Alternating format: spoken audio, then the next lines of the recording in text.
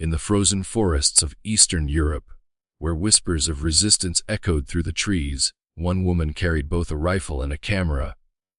Faye Schulman, a Jewish photographer turned partisan fighter, captured the truth amid chaos, her lens preserving defiance, her courage immortalizing the unseen face of Jewish resistance against the Nazi terror. Under the darkening sky of Lenin, a small Polish town now part of Belarus, Faye Schulman's world existed in sharp contrast to the storm brewing beyond its borders. She was born Fajal Lezibnik in 1919, into a family that cherished both faith and craft. Her father owned a modest photography studio, a rare trade for a Jewish family at that time. And from a young age, Faye was fascinated by the way light could carve memory onto paper. Photography became her language, a way to hold onto faces, moments, and truth. Her hands learned the precise rhythm of developing negatives in the red glow of the darkroom, long before she would hold a rifle in those same hands. By the late 1930s, the winds of war were already shifting the landscape of Eastern Europe. When the Soviet Union occupied eastern Poland in 1939 under the Molotov-Ribbentrop Pact, the town of Lenin fell under Soviet control. For a brief moment, the Jewish community felt an uneasy stability under new authority. Shops continued to open, markets traded quietly, and Schulman's small studio stayed alive, capturing portraits of families who did not yet know their images would soon be the only traces of their existence. But in 1941, the illusion shattered. Operation Barbarossa, Nazi Germany's massive invasion of the Soviet Union, swept across the border like a storm of fire.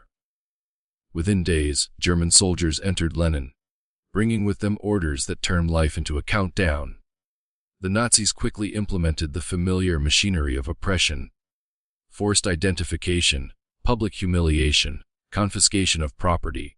Jewish men were rounded up to dig trenches, unaware that they were preparing their own graves. Faye, now in her early 20s, was forced to photograph the events. The Nazis commandeered her skills, ordering her to take portraits of German officers and local collaborators.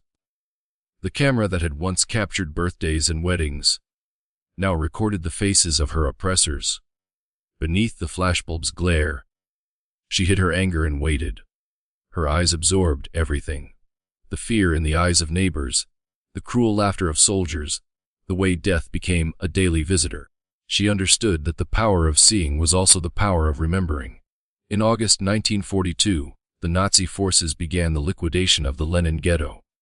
Around 1,800 Jews were rounded up, including Faye's parents, siblings, and friends. They were marched to the edge of town under the pretense of resettlement. Faye, separated from them, was ordered to photograph the massacre that followed. Standing behind her camera, she watched her family shot and buried in the pits they had been forced to dig. The sound of gunfire mingled with her heartbeat. When it ended, she was left alive, spared only because her photographic skills remained useful to the occupiers. In the days that followed, she returned to the site of the execution, driven by something deeper than grief. With trembling hands, she unearthed the bodies of her family, hoping to find any keepsake, any proof that they had lived. What she found instead was a clarity that would guide her through the rest of the war. She vowed that the world would one day see what she had seen through her eyes, her lens, and her defiance. Her chance came unexpectedly. A Soviet partisan raid struck the town, attacking German patrols and supply lines. Amid the chaos, Schulman escaped into the nearby forests, an uncharted world of mud, snow, and shadows. The partisans, composed of Jews, escaped prisoners of war, and Soviet soldiers were constantly on the move, hunted by German patrols and freezing winters alike. When Faye stumbled upon one of these units, exhausted and disoriented, she pleaded for a place among them. The group, led by a Soviet commander, hesitated at first. They doubted that a woman, much less a photographer, could endure the brutal life of the forest. But Schulman's will was unyielding. She told them, "Let me stay. I know how to shoot." And she did, first with her camera, then with a rifle. Life in the forest was a world away from civilization. The partisans lived in dugouts carved into the earth, covered with pine branches for camouflage. They hunted for food, often subsisting on stolen potatoes or whatever could be found in abandoned villages. The cold was constant, the danger unrelenting. German patrols swept the woods with dogs and machine guns, while the villagers, terrified of Nazi reprisals, rarely dared to help. Yet amid this hardship, Faye found purpose. She became both fighter and chronicler, recording the faces of those who refused to vanish quietly into history, using a makeshift darkroom assembled from scavenged supplies, buckets, sheets, and chemicals found in looted German camps. She developed photographs under flickering candlelight. Her images captured the rare moments of humanity within the struggle, partisans repairing rifles, or sharing meager meals, or standing watch beneath the cover of birch trees. Some smiled for the camera, defiant even in rags. Others stared directly into the lens, their eyes reflecting both wariness and unbroken resolve. Schulman's photographs became the only known visual record of Jewish partisan life in the forests of Eastern Europe, a silent testimony carved in silver nitrate and shadow. Beyond the lens, she fought. The Lenin partisan detachment, to which she belonged, operated across Belarus, striking German convoys, sabotaging rail lines, and rescuing escapees from nearby ghettos. Schulman took part in these missions, often under gunfire, moving through snow and darkness. The rifle felt heavy at first, but necessity forged her into a soldier. She learned to march through swamps, to crawl through trenches, to set explosives beneath bridges. Each operation carried the risk of death, but surrender was never an option. For Schulman and her comrades, survival itself was resistance. In one operation, her unit ambushed a German supply train transporting weapons. As the explosion ripped through the rail line, Faye fired from the trees, covering her comrades as they seized ammunition. The night sky burned with orange light, illuminating her face streaked with soot. She later said that it was the first time she truly felt she had avenged her family. In the aftermath, she photographed the captured supplies and the smiling faces of her fellow fighters.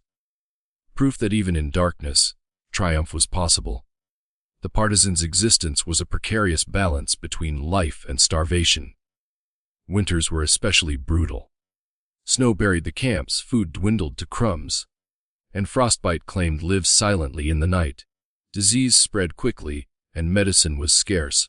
Schulman became a nurse as well, tending to wounds and fevered soldiers. She dressed bandages with trembling hands, photographed fallen comrades so they would not be forgotten, and buried them when the ground was too frozen to dig. Her photographs from this time are haunting. Faces lit by campfire, boots hanging to dry, rifles leaning against tree trunks.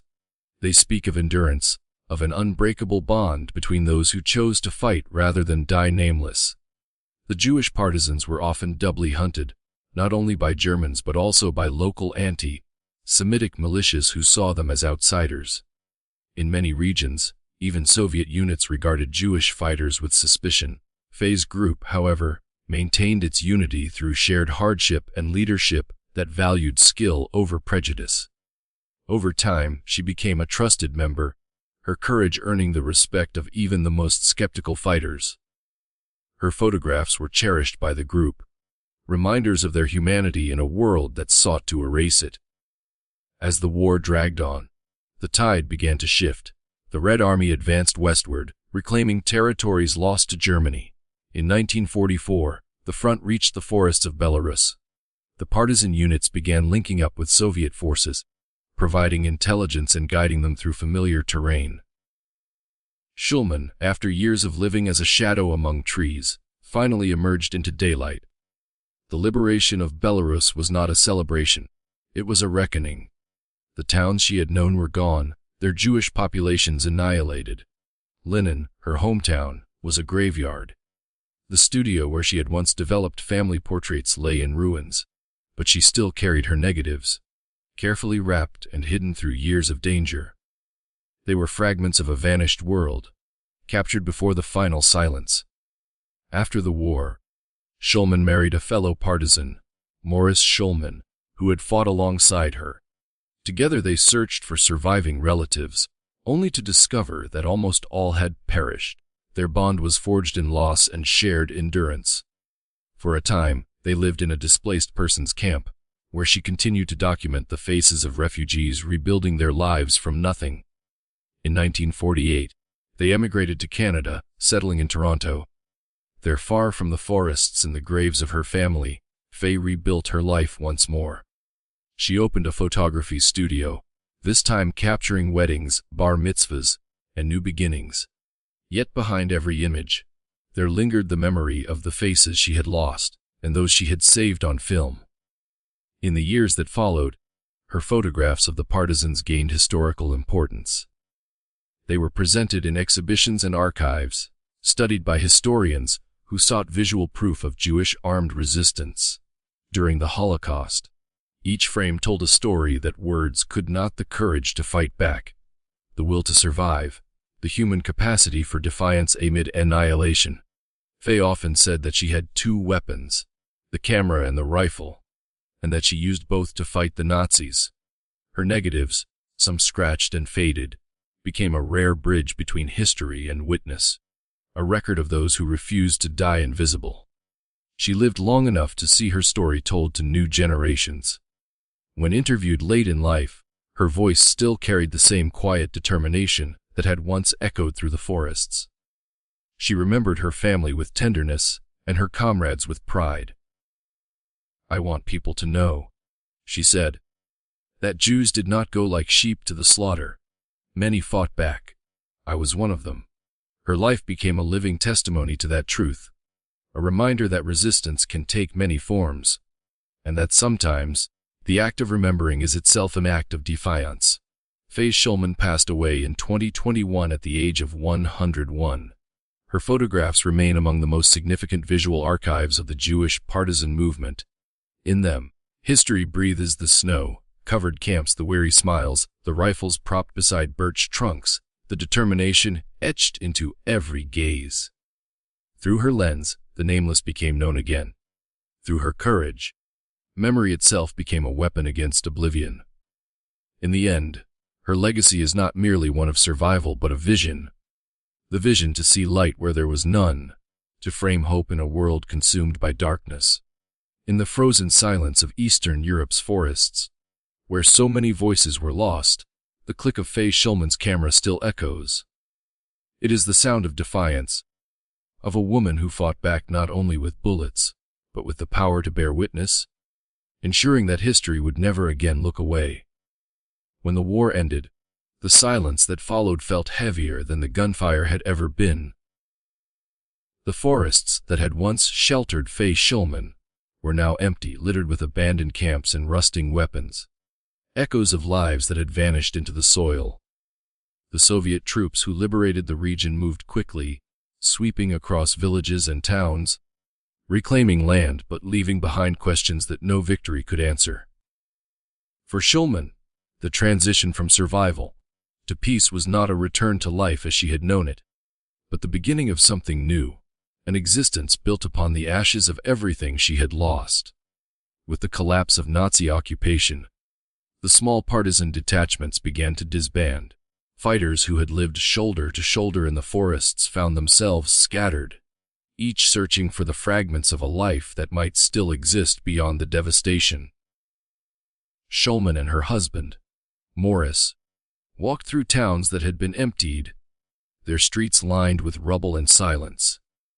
The Jewish communities that had once flourished across Belarus and eastern Poland were gone, their synagogues burned, their cemeteries desecrated. The world they had fought to reclaim no longer existed.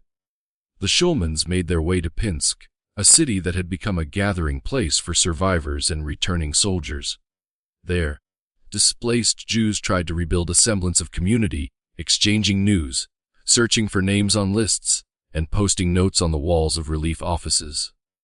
Faye spent hours scanning those walls, tracing her fingers over the faded ink of handwritten names. Her brothers, sisters, parents, all gone.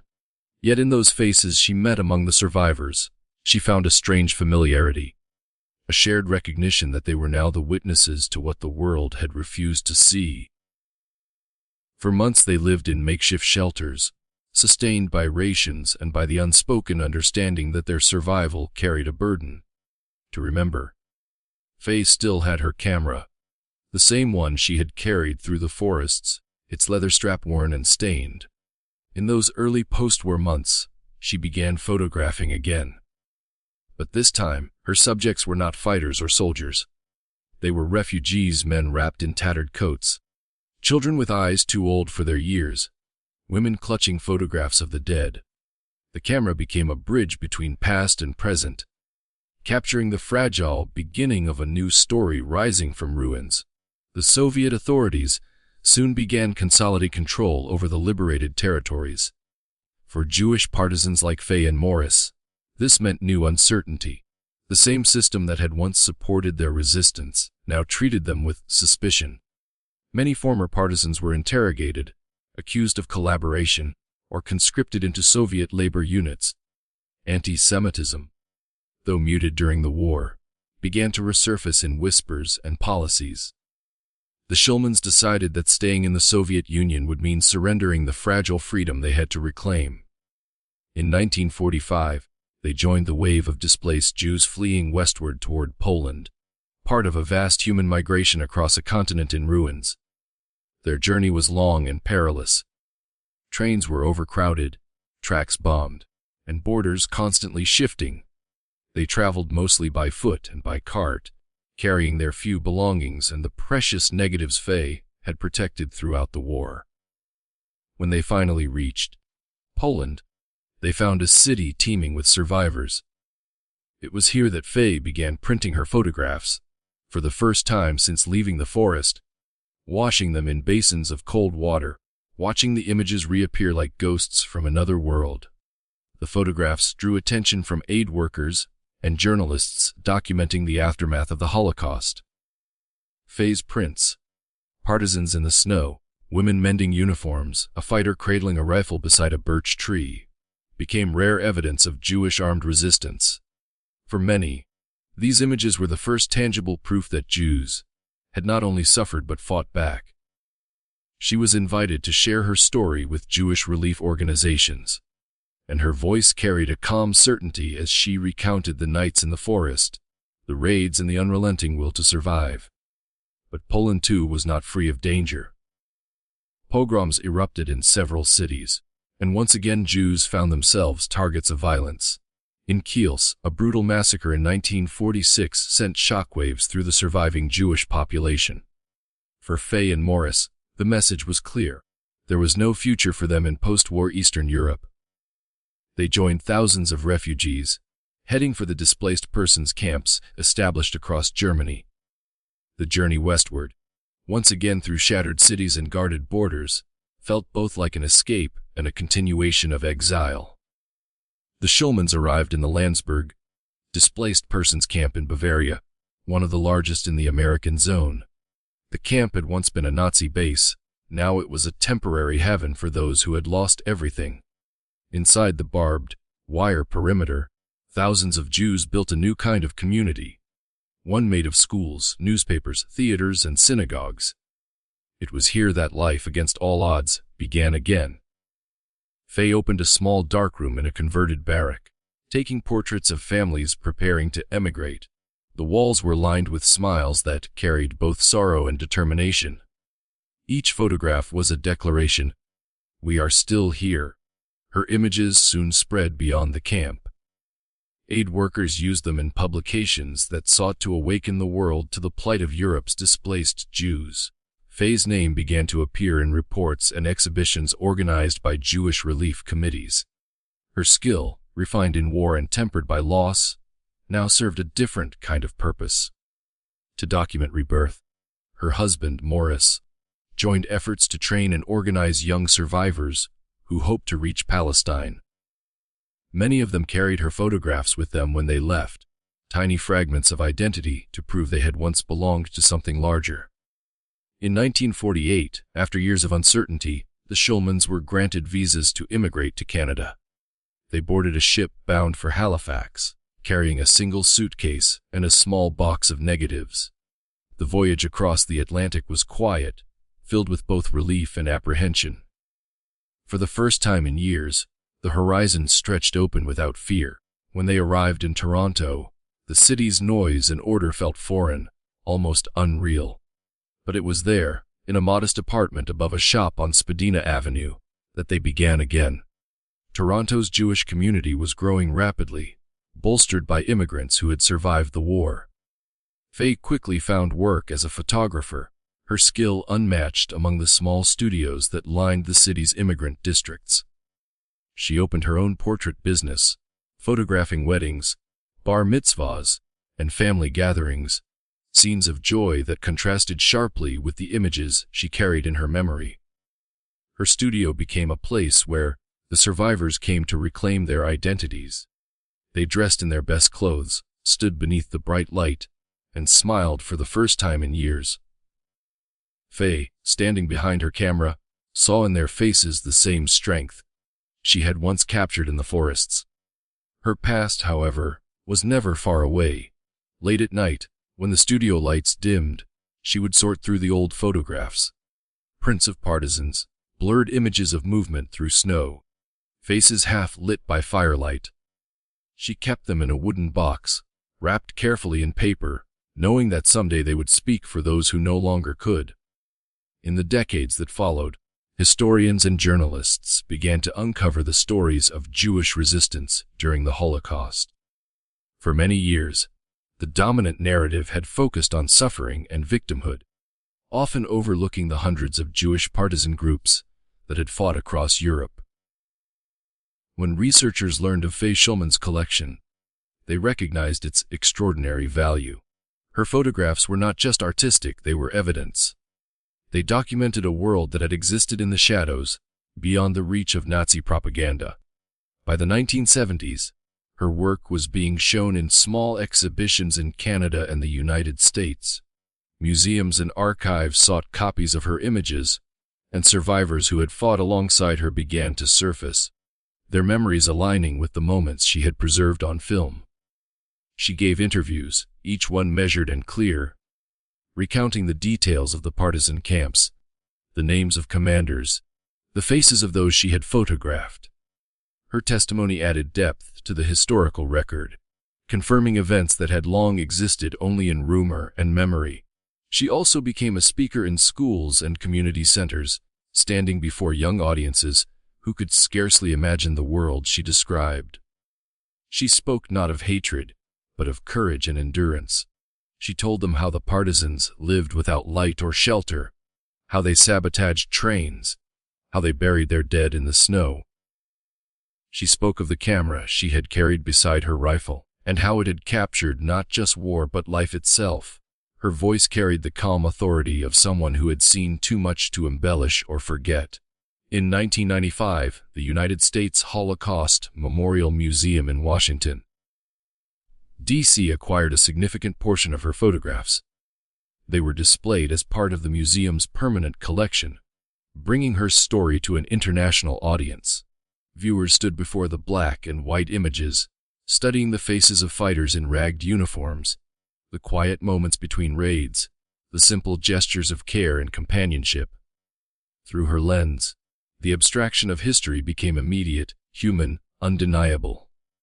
Faye continued to live quietly in Toronto, maintaining her studio and caring for her family. Her home became a gathering place for scholars, journalists, and survivors who sought to understand the world she had captured. Even into her 90s, she remembered every face, every name. When she spoke of the forest, her eyes grew distant but steady, as if the years between then and now had folded into a single frame.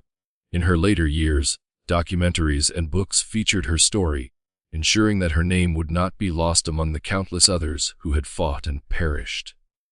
She was interviewed for the 1998 film, Daring to Resist, in which her calm recollections stood as a counterpoint to the chaos she described.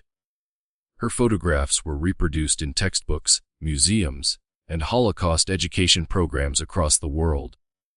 Each image carried the weight of witness, a visual the weight of those who had chosen resistance over surrender. Her life after the war, though far removed from the violence of those years, remained shaped by its memory. She often said little about her experiences at home, choosing instead to let her photographs speak. When visitors asked her what she felt when she took them, she would pause before answering. The silence between her words was its own story, a reflection of all that could never truly be captured, even on film. As decades passed, her health declined, but her spirit remained unbroken. The wooden box that held her wartime negatives stayed by her side.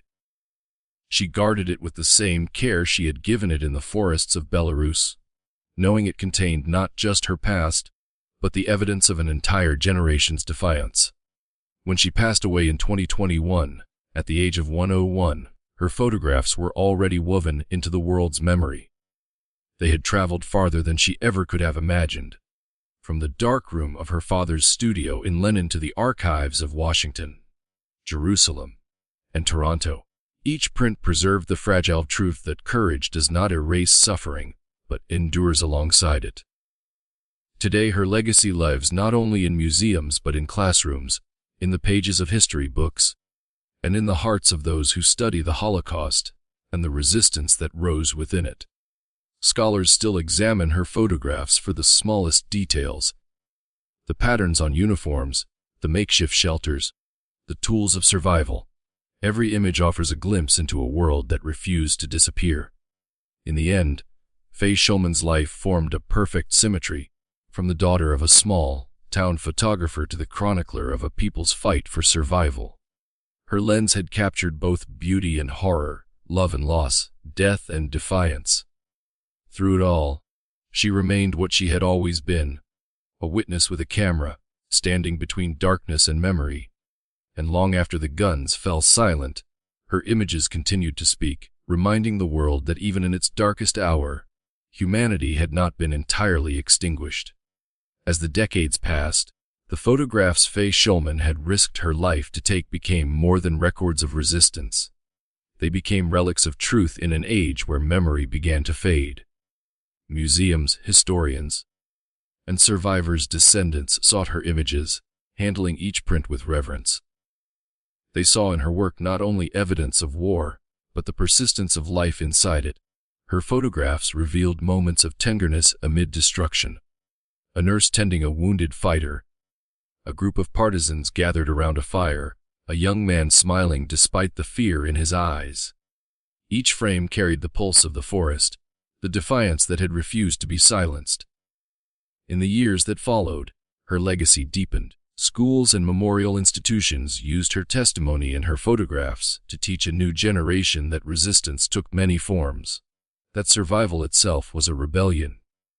Her voice, recorded in interviews and documentaries, played in classrooms where students who had never known war listened to the calm cadence of a woman who had lived through its extremes. Her words described not heroes or villains, but people, ordinary men and women who, when faced with annihilation, chose to fight. Faye Schulman's life in Toronto continued quietly until her final years. She still kept her camera near, though her hands had grown unsteady. She often looked at her old photographs, not as memories, but as living pieces of history that demanded to be seen. When the United States Holocaust Memorial Museum digitized her collection, her images reached millions across the world.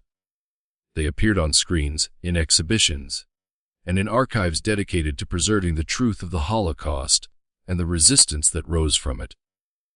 By the time she passed away in 2021, she had outlived nearly all those she had once photographed. Yet through her lens, none of them were lost. The men and women who had walked beside her in the forests of Belarus remained forever captured. Standing against the backdrop of birch trees, rifles slung across their shoulders, their faces set with quiet resolve, the world that had tried to erase them had failed, because she had seen them, and she had made them visible. Today, her photographs hang in the world's leading museums and archives, in Washington, Jerusalem, Warsaw, and Toronto. Each print a silent act of remembrance. They form a visual chronicle of a chapter that might otherwise have vanished into myth.